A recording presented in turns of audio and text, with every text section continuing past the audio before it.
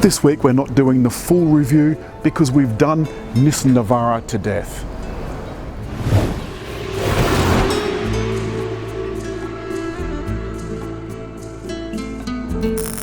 We've been literally inundated with comments, so we're going to try our very best to answer three simple questions.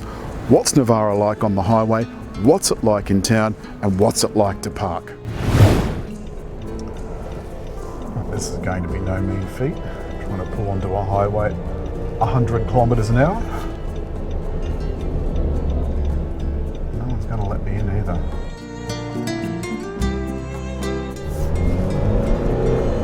I've got my foot flat to the floor.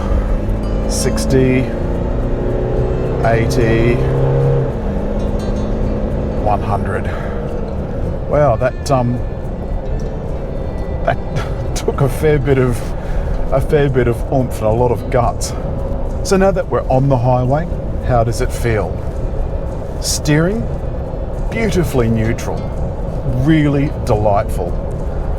The ride, absolutely sensational. I mean, I realise this is a relatively smooth road, but nonetheless, the ride is absolutely beautiful. Now, you'll remember a few weeks ago, we took this car, well, not this particular one, but another top of the range Navara, out to the farm. And we splashed around in some puddles and a bit of mud and what have you. As well, we climbed to the top of a very rocky mountaintop. And Navara was unbelievably capable. Both Navara and Hilux that we tested are four-wheel drive, proper full four-wheel drives with high and low range. Of course, on the highway, you'd leave it in two-wheel drive, and that means that at least whilst you're on the highway, you're using much less petrol than you would if you had four-wheel drive engaged. That's the important thing. You choose when you want it to go into and out of four-wheel drive. Plus, you've got the high-low range, and that's the main difference between an all-wheel drive and a four-wheel drive. I mean, there's others as well, but if you're going to keep it simple, that's just a simple way of thinking about it. There are a few things, though, that Navara is missing out on, and because we've reviewed these cars fully, I'm not going to go into it again, but there are a couple of things that I think are worth mentioning. For example, there's no active lane control, no active cruise control, no autonomous emergency braking.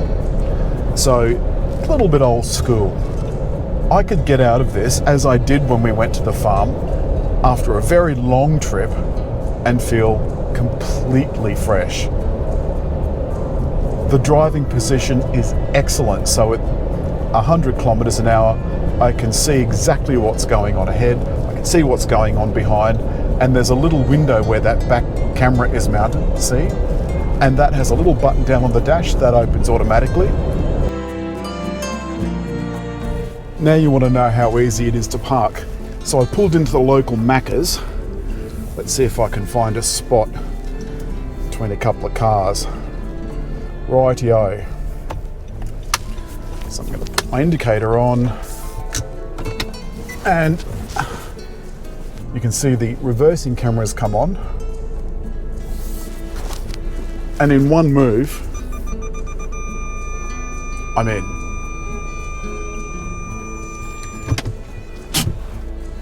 What could be easier? Let me show you.